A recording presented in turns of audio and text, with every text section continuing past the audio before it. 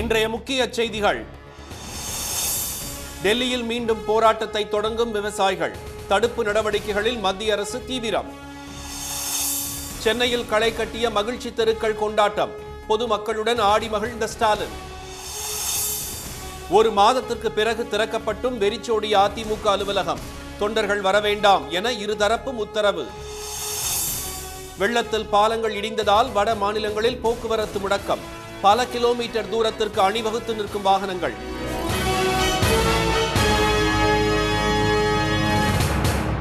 வணக்கம். வணக்கம். டெல்லியை நோக்கி விவசாயிகள் படையெடுக்க தொடங்கியுள்ளதால் எல்லைகளில் தடுப்பு வேலிகளை அமைத்து போலீசார் பாதுகாப்பு பணியில் ஈடுபட்டுள்ளனர். விளைபொருட்களுக்கு குறைந்தபட்ச ஆதரவு விலையை நிர்ணயம் செய்ய கோரி விவசாயிகள் தொடர்ந்து போராட்டங்களில் ஈடுபட்டு வருகின்றனர். இந்த விவகாரத்தில் மத்திய அரசை கண்டித்து நாளை முதல் 3 நாட்களுக்கு டெல்லி ஜந்தர் மந்தரில் போராட்டம் நடத்தப்படும் என்று விவசாய சங்கங்கள் அறிவித்தன. இதையடுத்து ஹரியானா, ராஜஸ்தான், பஞ்சாப், உத்தரப்பிரதேசம் உள்ளிட்ட மாநிலங்களைச் சேர்ந்த விவசாயிகள் டெல்லியை நோக்கி படையெடுக்க தொடங்கியுள்ளனர். போராட்டத்திற்கு போலீசார் அனுமதி மறுத்துள்ளதால் விவசாயிகள் தடையை மீறி தலைநகருக்குள் நுழைய திட்டமிட்டுள்ளனர். இதன் காரணமாக டெல்லியின் எல்லைப் பகுதிகளில் தடுப்புகளை அமைத்து போலீசார் பாதுகாப்பு பணியில் ஈடுபட்டு வருகின்றனர். டெல்லி ஹரியானா எல்லையான டிக்ரியில் சாலையின் குறுக்கே தடுப்புகளை அமைத்தும் ராட்சத கற்களை போட்டும் போலீசார் கண்காணிப்பில் ஈடுபட்டுள்ளனர். இதற்கிடையே வாகனங்களில் வருவதை தவிர்த்துள்ள விவசாயிகள் பேருந்துகளில் டெல்லிக்கு வர தொடங்கியுள்ளனர். விளைபொருட்களுக்கு உரிய விலையை மத்திய அரசு நிர்ணயம் செய்ய வேண்டும் என்று அவர்கள் வலியுறுத்தினர். सानू किसानां मजदूरां नूं जरूरी MSP लागू कराने वास्ते आए हैं ते स्वामीनाथन दी रिपोर्ट लागू कराने वास्ते आए हैं। जो किसानां मजदूरां ते परचे पाए सी मोदी हुकूमत ने वो वापस कराने वास्ते असी एक दिन वास्ते धरना लाने वास्ते आए हैं. 3 வேளாண் சட்டங்களுக்கு எதிராக போராட்டத்தில் ஈடுபட்ட போதே விளைபொருட்களுக்கு உரிய விலையை நிர்ணயம் செய்வதாக மத்திய அரசு உறுதியளித்திருந்ததாக விவசாயிகள் தெரிவித்தனர். ஆனால் தங்களின் கோரிக்கையை மத்திய பாஜக அரசு ஏற்க மறுப்பதாக அவர்கள் குற்றம் சாட்டினர். இந்த விவகாரத்தில் உரிய தீர்வு கிடைக்காவிட்டால் போராட்டத்தை தொடர்வது குறித்து முடிவெடுக்கப்படும் என்று விவசாய சங்க நிர்வாகிகள் தெரிவித்தனர். கலால் கொள்கை ஊழல் வழக்கில் குற்றம் சாட்டப்பட்டுள்ள டெல்லி துணை முதலமைச்சர் திரு மணீஷ் சிசோடியா உட்பட 13 பேருக்கு எதிராக சிபிஐ லுக் அவுட் நோட்டீஸ் வெளியிட்டுள்ளது. ஆம் ஆத்மி கட்சியின் ஆட்சி நடைபெறும் டெல்லியில் கடந்த ஆண்டு மதுபான ஆயத்தீர்வை கொள்கை வகுத்ததிலும் அதனை அமல்படுத்தியதிலும் முறைகேடு நடந்ததாக புகார் எழுந்தது. இது தொடர்பாக வழக்கு பதிவு செய்த சிபிஐ துணை முதலமைச்சர் திரு சிசோடியா வீடு, ஆயத்தீர்வுத்துறை முன்னாள் ஆணையர் திரு அரவா கோபிகிருஷ்ணா வீடு உட்பட 31 இடங்களில் சோதனை நடத்தியது. 7 மாநிலங்களில் நடைபெற்ற சோதனையில் முக்கிய ஆவணங்கள், டிஜிட்டல் பதிவுகள் உள்ளிட்டவை கைப்பற்றப்பட்டதாக கூறப்படுகிறது. ஆவணங்கள், மின்னணு சாதனங்கள், வங்கி பரிமாற்றங்கள் ஆகியவற்றை ஆய்வு செய்து வரும் சிபிஐ அதிகாரிகள் இந்த பணி முடிந்ததும் வழக்கில் குற்றம் சாட்டப்பட்டவர்கள் விசாரணைக்கு அழைக்கப்படுவார்கள் என தெரிவித்தனர். இந்நிலையில் குற்றம் சாட்டப்பட்டுள்ள திரு மணீஷ் சிசோடியா உட்பட 13 பேரும் வெளிநாடு தப்பிச் செல்லாமல் இருக்க சிபிஐ லுக் அவுட் நோட்டீஸ் வழங்கியுள்ளது. இதுகுறித்து செய்தியாளர்களிடம் பேசிய திரு சிசோடியா 2024ஆம் ஆண்டில் பாஜகவிற்கு பொதுமக்கள் லுக் அவுட் நோட்டீஸ் வழங்குவர் என்று தெரிவித்தார். ये थोड़ा दुर्भाग्यपूर्ण है कि देश के प्रधानमंत्री सुबह से शाम तक यही सोचते रहते हैं कि सीबीआई से किसको नोटिस जारी कराऊं, किसके घर रेड कराऊं, किसकी सरकार गिराऊं, किसके यहाँ ईडी भेजूं. देश के प्रधानमंत्री अब यही सोचने के लिए रह गए. अब की बार तो देश की जनता लुकआउट नोटिस देगी और 2024 में देगी और पूछेगी कि बड़े बड़े वादे करके कहां चले गए. अब देश की जनता लुकआउट करेगी 2024 में. இதனிடையே லுக் அவுட் நோட்டீஸ் தொடர்பான தமது கண்டனத்தை ட்விட்டரில் பதிவு செய்துள்ள திரு சிசோடியா, சோதனைகளில் எதுவும் கிடைக்கவில்லை என்றவுடன் நோட்டீஸ் விடுவதா என கேள்வி எழுப்பியுள்ளார். டெல்லி நகரின் முக்கிய வீதிகளில் வலம் வரும் தம்மை எங்கேயும் காணோம் என கூறுவது வேடிக்கையாக உள்ளது என குறிப்பிட்டுள்ள அவர், எங்கே வர வேண்டும் என்று சொன்னால் வர தயாராக உள்ளதாக தெரிவித்துள்ளார். லுக் அவுட் நோட்டீஸ் விடப்பட்டுள்ளதற்கு ட்விட்டரில் கண்டனம் தெரிவித்துள்ள டெல்லி முதலமைச்சர் திரு அரவிந்த் கெஜ்ரிவால், பணவீக்கத்துடன் சாமானியர்களும் வேலையின்றி இளைஞர்களும் தவிக்கும் இந்த நேரத்தில் மத்திய அரசு அதனை எதிர்த்து போராடாமல் சிபிஐ அமலாக்கத்துறையின் மூலம் நாள்தோறும் ஆட்டத்தை ஆடத் தொடங்கினால் நாடு எப்படி முன்னேறும் என கேள்வி எழுப்பியுள்ளார். உடல் நலத்தை பேணி காத்தால் நோய்கள், மனக்கவலையில் இருந்து விடுபடலாம் என்பதால் அனைவரும் உடற்பயிற்சி செய்ய வேண்டும் என்று முதலமைச்சர் திரு மு க ஸ்டாலின் கூறியுள்ளார். வாகனமில்லா போக்குவரத்தை மேம்படுத்தவும் உடற்பயிற்சி குறித்த விழிப்புணர்வை ஏற்படுத்தவும் சென்னை அண்ணா நகரில் மகிழ்ச்சியான தெருக்கள் என்ற பெயரில் குறிப்பிட்ட சாலைகளில் ஞாயிற்றுக்கிழமைகளில் வாகன போக்குவரத்துக்கு தடை செய்யப்பட்டு விளையாட்டு நிகழ்ச்சிகள் நடத்தப்பட்டு வருகின்றன. சென்னை அண்ணா நகரில் இன்று நடைபெற்ற நிகழ்ச்சியில் காலை 6 மணி முதல் 9 மணி வரை வாகன போக்குவரத்து நிறுத்தப்பட்டு பொதுமக்கள் இசை கச்சேரி, நடனம், சைக்கிள் பயணம் என பொழுதை உற்சாகமாக கழித்தனர். குழந்தைகளும் கயிறு இழுத்தல், சறுக்கு விளையாட்டு, டேபிள் டென்னிஸ், சிலம்பாட்டம் உள்ளிட்டவற்றில் ஈடுபட்டு மகிழ்ந்தனர். இந்த நிகழ்ச்சியில் கலந்து கொண்ட முதலமைச்சர் திரு ஸ்டாலின் பொதுமக்களுடன் டேபிள் டென்னிஸ், இறகு பந்து உள்ளிட்ட விளையாட்டுகளை ஆடி உற்சாகப்படுத்தினார்.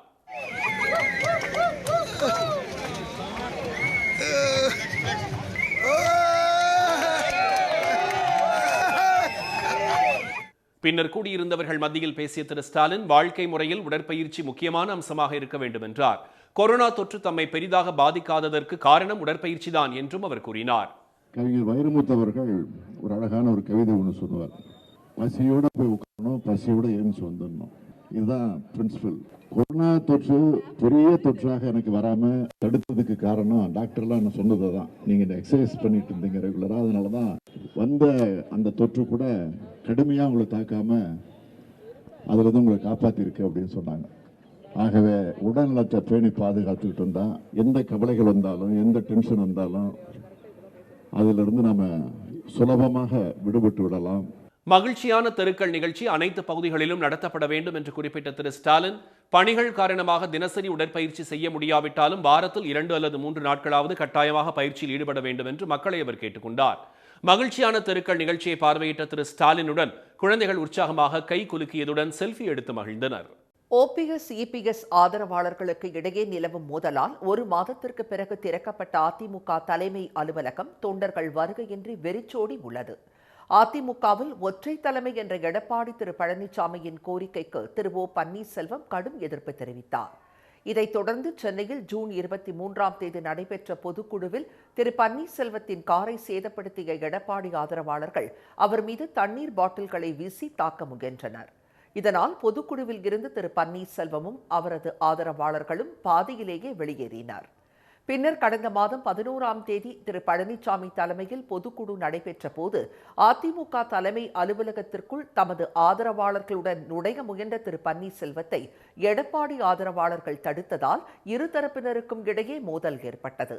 அந்த சம்பவம் கலவரமாக மாறியதை அடுத்து அதிமுக தலைமை அலுவலகத்திற்கு சீல் வைக்கப்பட்டது.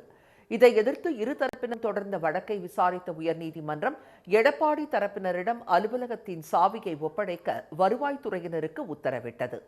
மேலும் இம்மாதம் 20ஆம் தேதி வரை தொண்டர்களும் நிர்வாகிகளும் அலுவலகத்திற்கு செல்ல தடை விதிக்கப்பட்டது.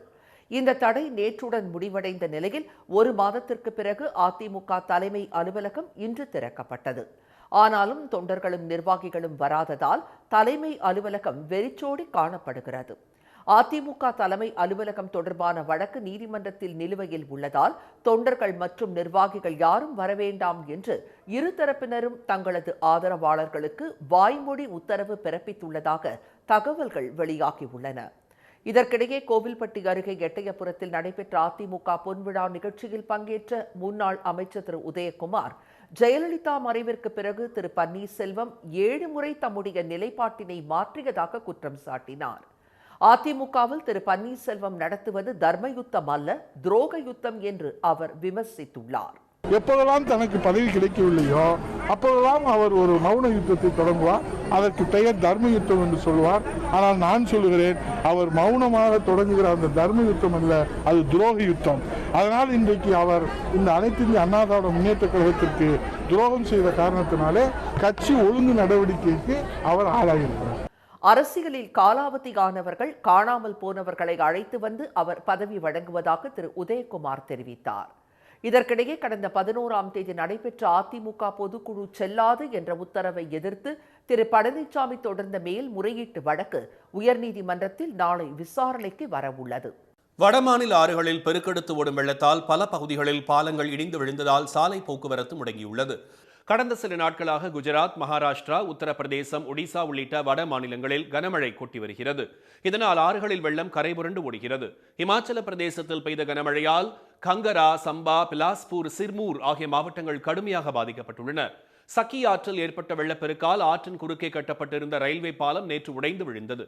பல இடங்களில் நிலச்சரிவு ஏற்பட்டதால் மணாலி சண்டிகர் தேசிய நெடுஞ்சாலை மற்றும் சிம்லா சண்டிகர் தேசிய நெடுஞ்சாலையில் போக்குவரத்து தடைபட்டுள்ளது. நிலச்சரிவு காரணமாக மண்டி பகுதியில் பல கிலோமீட்டர் தூரம் சரக்கு வாகனங்கள் அணிவகுத்து நின்றன.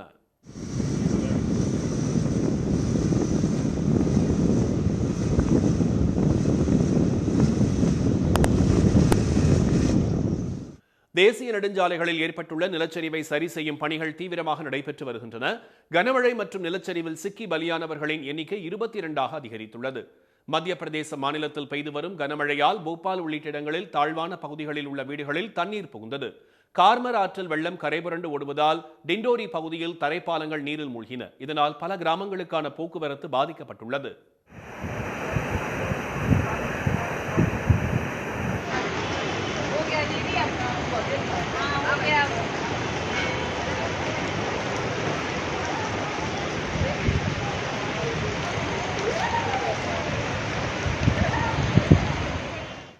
உத்தரகாண்ட் மாநிலத்தில் பெய்த கனமழையால் பல இடங்களில் நிலச்சரிவு ஏற்பட்டது. பௌரி கர்வால் பகுதியில் ஆற்றில் ஏற்பட்ட வெள்ளத்தில் சிக்கியவர்களை தேசிய பேரிடர் மீட்பு குழுவினர் கயிறு கட்டி மீட்டனர்.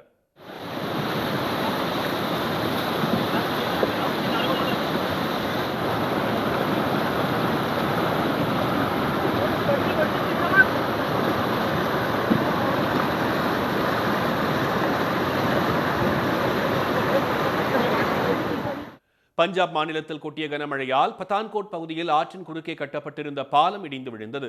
இதனால் சுற்றுப்பகுதிகளுக்கான போக்குவரத்து பாதிக்கப்பட்டது. உத்தரப்பிரதேச மாநிலத்தில் பெய்த கனமழையால் கங்கை மற்றும் யமுனை ஆறுகளில் வெள்ளம் கரைபுரண்டு செல்கிறது. இதனால் பிரயாக்ராஜ் உள்ளிட்ட கரையோர பகுதிகளிலும் 300க்கும் மேற்பட்ட கிராமங்களுக்கும் உள்ளும் வெள்ள நீர் புகுந்தது. குடியிருப்புகள், சாலைகள், கல்வி நிறுவனங்கள் உள்ளிட்டவை நீரில் தத்தளித்து வருகின்றன.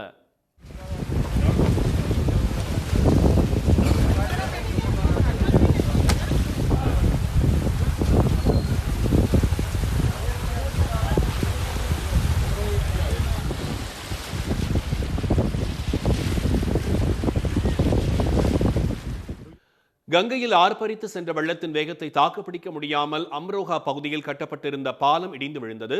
ஜம்மு காஷ்மீரில் பெய்த கனமழை காரணமாக தாராலி ஆற்றில் வெள்ளப்பெருக்கு ஏற்பட்டுள்ளது. கரையோரம் உள்ள குடியிருப்புகளுக்குள் தண்ணீர் புகுந்ததால் மக்கள் சிரமத்திற்கு ஆளாகியுள்ளனர். தமிழ்நாட்டில் தக்காளி காய்ச்சல் மற்றும் குரங்கம்மை பாதிப்பு இல்லை என்றும் அவை பரவாமல் தடுக்க தீவிரமாக தொடர் கண்காணிப்பு நடத்தப்படுவதாகவும் மக்கள் நல்வாழ்வுத்துறை அமைச்சர் திரு மா சுப்பிரமணியன் தெரிவித்துள்ளார். வேலூர் மாவட்டம் சத்துவாச்சேரி நகர்ப்புற ஆரம்ப சுகாதார நிலையத்தில் 34வது கொரோனா தடுப்பூசி முகாமை அவர் தொடங்கி வைத்தார். பின்னர் செய்தியாளர்களிடம் பேசிய திரு சுப்பிரமணியன், தமிழ்நாட்டில் குரங்கம்மை பரவலை தடுக்க வெளிநாடுகளில் இருந்து வரும் பயணிகளை பரிசோதிக்கும் பணியில் சுகாதாரத்துறை பணியாளர்கள் 24 மணி நேரமும் ஈடுபட்டு வருவதாக கூறினார். தமிழகத்தில் தக்காளி காய்ச்சல், குரங்கம்மை ஆகியவற்றின் பாதிப்பு இல்லை என்று அவர் தெரிவித்தார். இந்த தக்காளி அம்மையாக இருந்தாலும் சரி, குரங்கம்மையாக இருந்தாலும் சரி, அல்லது வேறு எந்த நோய் தன்மையோடு இங்கே வருபவர்களாக இருந்தாலும் அங்கே எல்லா பார்டர்லேயும் ஸ்டாச்சுரேஷன் பார்க்குறதும், அந்த மற்ற அவர்களுக்கான இந்த RT-PCR பரிசோதனை செய்யப்பட்டிருக்கிறதா என்பதை கண்காணிப்பது போன்ற பல்வேறு பணிகள் தொடர்ச்சியாக ஒரு 13 இடங்களில், அது நடந்து வருபவர்களாக இருந்தாலும், 2 சக்கர வாகனங்கள், 3 சக்கர வாகனங்கள், இப்படி எந்த வகையில் வருபவர்களாக இருந்தாலும் தமிழகம் கேரள எல்லைகளை ஒட்டிய அந்த 13 வழிகளிலும் இது தொடர் கண்காணிப்பில் இருந்தது. திருப்பத்தூர் மாவட்டம் ஆம்பூர் அடுத்த ஐயனூரில் தனியார் காலனி தொழிற்சாலையில் கொரோனா பூஸ்டர் தடுப்பூசி முகாமையும் திரு சுப்பிரமணியன் தொடங்கி வைத்து கர்ப்பிணிகளுக்கு மகப்பேறு மருந்து பெட்டகங்களை வழங்கினார். பின்னர் செய்தியாளர்களிடம் பேசிய அவர், விபத்தில் சிக்கியவர்களுக்கு 48 மணி நேரம் வரையான சிகிச்சைக்கு 1 லட்சம் ரூபாய் நிதியுதவி வழங்கும் நம்மை காக்கும் 48 இன்னுயிர் காப்போம் திட்டம் மூலம் இதுவரை 1,06,000 பேர் பயன்பெற்று உயிர் காக்கப்பட்டுள்ளதாக தெரிவித்தார். அதிக விபத்துகள் நடைபெறும் 500 இடங்களை ஒட்டிய 700 மருத்துவமனைகள் ஒருங்கிணைக்கப்பட்டுள்ள இத்திட்டத்துக்காக சென்னை பெங்களூர் தேசிய நெடுஞ்சாலையில் அதிக விபத்துகள் ஏற்படும் இடத்தை கண்டறிந்து மருத்துவமனை தொடங்கப்படும் என்றும் திரு சுப்பிரமணியன் கூறினார். பரம்பிக்குளம் ஆடியாறில் இருந்து ஒட்டன்சத்திரத்திற்கு தண்ணீர் கொண்டு செல்லும் திட்டத்தை கைவிடக் கோரி திருப்பூரில் நடைபெற்ற பேரணியில் 3000 விவசாயிகள் பங்கேற்றனர். PAP எனப்படும் பரம்பிக்குளம் ஆடியாறு தொகுப்பணைகள் மூலம் திருப்பூர் மற்றும் கோவை மாவட்டங்களில் சுமார் 3,77,000 ஏக்கர் நிலங்கள் பாசனம் பெறுகின்றன. இதை தவிர ஆடியாறு மூலம் பல்வேறு குடிநீர் திட்டங்களுக்கும் தண்ணீர் வழங்கப்படுகிறது. இந்நிலையில் ஆடியாறு அணையில் இருந்து திண்டுக்கல் மாவட்டம் ஒட்டன்சத்திரம் நகரத்திற்கு PAP மூலம் தண்ணீர் கொண்டு செல்லும் திட்டத்தை செயல்படுத்த அரசாணை வெளியிடப்பட்டுள்ளது. இதற்கு கடும் எதிர்ப்பு தெரிவித்துள்ள விவசாயிகள், பாசன பகுதிகள் கடுமையாக பாதிக்கப்படும் என்பதால் இந்த திட்டத்தை கைவிட வேண்டும் என வலியுறுத்தி வருகின்றனர். திருப்பூரில் இத்திட்டத்தை கைவிடக் கோரி விவசாய சங்கங்கள் சார்பில் நடைபெற்ற பேரணியில் திருப்பூர், கோவை மாவட்டங்களைச் சேர்ந்த விவசாயிகள் பங்கேற்றனர்.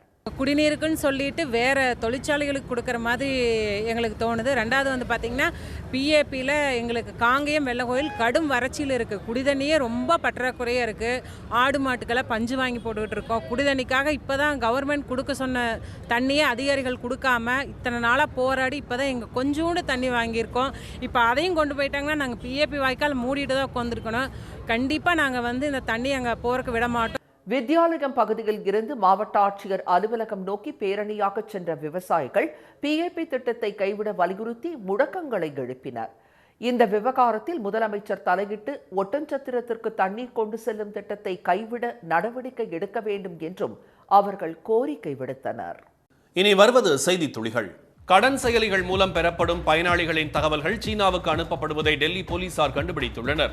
கடன் செயலி மூலம் கடன் வழங்கும் நிறுவனங்கள் கடனை செலுத்திய பிறகு விமான படங்களை பதிவேற்றி மிரட்டி பணம் பறிப்பதாக ஏராளமான புகார்கள் டெல்லி போலீசாருக்கு குவிந்தன. இதையடுத்து டெல்லி சிறப்பு படை போலீசார் உத்தரப்பிரதேசம், மகாராஷ்டிரா, ஹரியானா, கர்நாடகா, பீகார் ஆகிய மாநிலங்களில் சோதனை நடத்தி சீனாவைச் சேர்ந்த 6 பேர் உட்பட 22 பேரை கைது செய்தனர். அவர்களிடம் நடத்தப்பட்ட விசாரணையில் கடன் செயலிகள் பயனாளிகளிடம் பெறும் தகவல்களை சீனா மற்றும் ஹாங்காங்குக்கு அனுப்புவது தெரிய வந்துள்ளது. இதனால் கடன் செயலிகள் மூலம் கடனை பெற வேண்டாம் என்று போலீசார் வேண்டுகோள் விடுத்துள்ளனர். கோதுமையை இறக்குமதி செய்யும் திட்டமில்லை என்று மத்திய அரசு தெரிவித்துள்ளது. கோதுமையை ஏற்றுமதி செய்யும் நாடுகளில் முக்கிய பங்கு வகிக்கும் இந்தியாவில் 14 ஆண்டுகளில் இல்லாத அளவு கோதுமை கையிருப்பு குறைந்துவிட்டதாக தகவல் வெளியானது. இதனால் கோதுமையை இறக்குமதி செய்ய மத்திய அரசு திட்டமிட்டுள்ளதாக கூறப்பட்டது. இதனை மறுத்துள்ள மத்திய அரசு போதுமான கோதுமை கையிருப்பு உள்ளதாக தெரிவித்துள்ளது. பொது விநியோக திட்டத்திற்கு தடையின்றி கோதுமை வழங்கப்படும் என்றும் மத்திய அரசு கூறியுள்ளது. இந்தியாவில் கொரோனா சிகிச்சை பெறுவோர் எண்ணிக்கை 1 லட்சத்துக்கும் கீழே குறைந்துள்ளது. நேற்று 11,539 பேருக்கு தொற்று உறுதியானது. மகாராஷ்டிராவில் 1,855 பேரும், கர்நாடகாவில் 1,713 பேரும், டெல்லியில் 1,109 பேரும், கேரளாவில் 1,057 பேரும் பாதிக்கப்பட்டுள்ளனர். 43 பேர் உயிரிழந்த நிலையில் 12,783 பேர் குணமடைந்தனர். 99,879 பேர் சிகிச்சை பெற்று வருகிறார்கள். பல்கலைக்கழக துணைவேந்தர்கள் நியமனத்தை மாநில அரசை மேற்கொள்ளும் சட்ட மசோதாவுக்கு ஒப்புதல் தராமல் ஆளுநர் திரு ரவி அடம்பிடிப்பதாக மார்க்சிஸ்ட் கம்யூனிஸ்ட் மாநில செயலாளர் திரு கே பாலகிருஷ்ணன் குற்றம் சாட்டியுள்ளார். குஜராத், தெலுங்கானா ஆகிய மாநிலங்களில் துணைவேந்தர் நியமனத்தை மாநில அரசுகளை மேற்கொள்வதாகவும் அம்மாநிலங்களில் யுஜிசி விதிமுறைகளின் படியே நியமனங்கள் நடக்கின்றன என்றும் அதையே தமிழகத்தில் கொண்டுவர அரசு முடிவு செய்துள்ளதாகவும் அவர் தெரிவித்துள்ளார். பல்கலைக்கழகங்களில் ஜனநாயக விரோதமான அரசியலை புகுத்துவதே ஆளுநர்தான் என்று விமர்சித்த திரு பாலகிருஷ்ணன் உயர்கல்வி நிறுவனங்களை RSS கூடாரமாக்கவும் புதிய கல்விக் கொள்கையை திணிக்கவும் ஆளுநர் முயற்சிப்பதாக கூறியுள்ளார். புதுச்சேரி மாநில காங்கிரஸ் தலைவர் திரு சுப்பிரமணியத்தை மாற்றக் கோரி மேலிட பார்வையாளர் திரு குண்டுராவ் காரை அதிருப்தியாளர்கள் தாக்கியதால் பரபரப்பு நிலவியது. புதுச்சேரி காங்கிரஸ் அலுவலகத்தில் கட்சியின் அரசியல் விவகார குழு கூட்டம் நடக்கும்போது அங்கு கூடிய அதிருப்தியாளர்கள் தரையில் அமர்ந்து போராட்டத்தில் ஈடுபட்டனர். கூட்டம் முடிந்து திரு குண்டுராவ் வெளியே வந்தபோது அவரை சூழ்ந்து மாநில தலைவரை மாற்றக் கோரி முழக்கமிட்டனர். அவர் பதிலளிக்காமல் சென்றதால் காரை வழிமறித்து மண் மற்றும் தண்ணீர் பாட்டில்களை வீசினர்.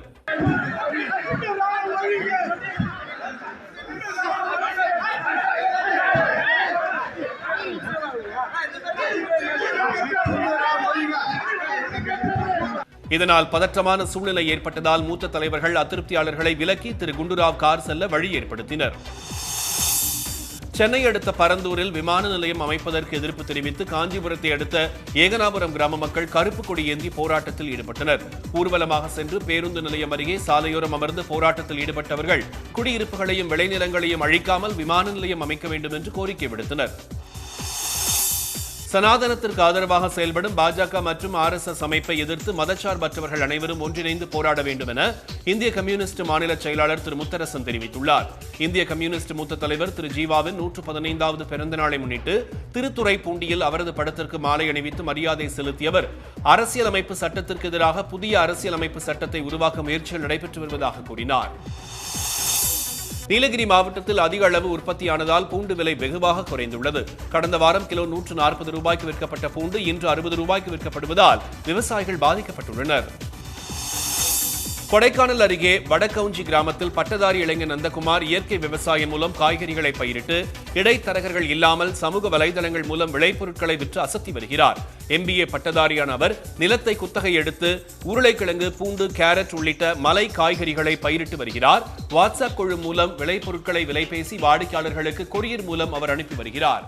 இப்ப கொடைக்கானல் பக்கத்துல வடகவுஞ்சி அப்படிங்கிற ஒரு கிராமத்துல இயற்கை விவசாயம் பண்ணிட்டு இருக்குங்க.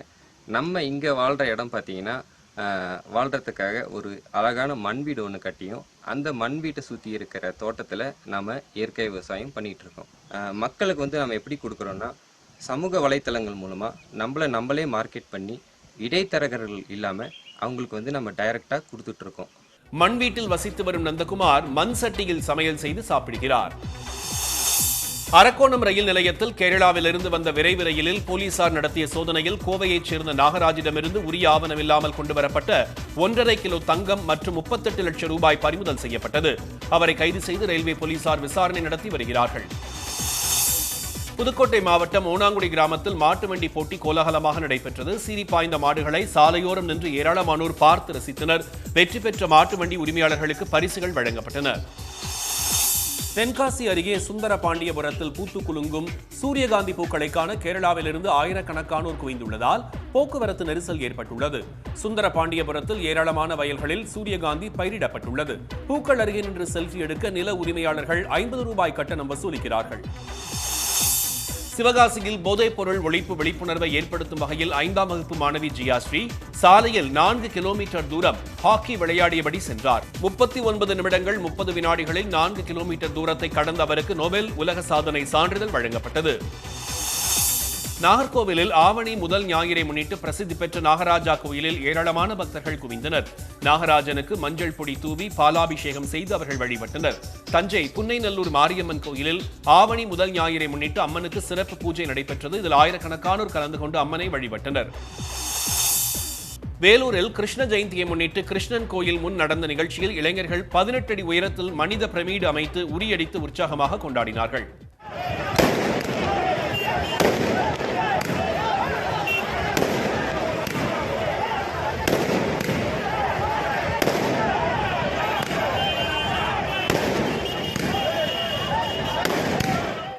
வழுக்கு மரத்திலும் இளைஞர்கள் போட்டி ஏறினர். கிருஷ்ண ஜெயந்தியை முன்னிட்டு நடைபெற்ற சிறப்பு பூஜையில் ஏராளமானோர் கலந்து கொண்டனர். தூத்துக்குடியில் லெவிஞ்சிபுரத்தில் நடைபெற்ற கிருஷ்ணன் தேரோட்டத்தில் ராதை கிருஷ்ணர் வேடமணிந்து இளைஞர்கள் மற்றும் சிறுவர்கள் ஊர்வலமாக சென்றனர். பொன்னேரி அருகே சிறுவாபுரியில் பிரசித்தி பெற்ற பாலசுப்பிரமணிய சுவாமி கோயில் குடமுழுக்கு 19 ஆண்டுகளுக்கு பிறகு வெகு விமர்சையாக நடைபெற்றது. இதில் ஆயிரக்கணக்கான பக்தர்கள் கலந்து கொண்டு முருகனை வழிபட்டனர். வந்தவாசி அருகே வெங்கடாபுரம் கற்பக விநாயகர் கோயில், அரக்கோணம் அருகே திருமால்பூர் கமல விநாயகர் கோயில், மன்னார்குடி அருகே பெருக வாழ்ந்தான் கிராமத்தில் சித்தி விநாயகர் கோவில், அறந்தாங்கி அருகே காரவயல் வரசித்தி விநாயகர் கோயில், சீர்காழியில் பழமை வாய்ந்த பத்ரகாளி அம்மன் மற்றும் அங்காள பரமேஸ்வரி கோயில் ஆகிய கோயில்களிலும் குடமுழுக்குகள் நடைபெற்றன. சென்னையில் இன்று ஆபரண தங்கம் விலை மாற்றமின்றி சவரன் 38,640 ரூபாயாகவும் 1 கிராம் 4,830 ரூபாயாகவும் உள்ளது. வெள்ளி விலை 1 கிராம் 61 ரூபாய் 30 காசுகளாக உள்ளது. மீண்டும் இன்றைய முக்கிய செய்திகள். டெல்லியை நோக்கி விவசாயிகள் படையெடுக்க தொடங்கியுள்ளதால் எல்லைகளில் தடுப்பு வேலிகளை அமைத்து போலீசார் பாதுகாப்பு பணியில் ஈடுபட்டுள்ளனர். ஓபிஎஸ் இபிஎஸ் ஆதரவாளர்களுக்கு இடையே நிலவும் மோதலால் 1 மாதத்திற்கு பிறகு திறக்கப்பட்ட அதிமுக தலைமை அலுவலகம் தொண்டர்கள் வருகையின்றி வெறிச்சோடி உள்ளது. வடமாநில ஆறுகளில் பெருக்கெடுத்து ஓடும் வெள்ளத்தால் பல பகுதிகளில் பாலங்கள் இடிந்து விழுந்ததால் சாலை போக்குவரத்து முடங்கியுள்ளது. இத்துடன் இந்த செய்திகள் நிறைவடைந்தன. மீண்டும் சன் டிவியில் செய்திகள் நாளை காலை 7:30 மணிக்கு. செய்திகளை உடனுக்குடன் தெரிந்து கொள்ள சன் நியூஸ் தொலைக்காட்சியை பாருங்கள். வணக்கம். வணக்கம்.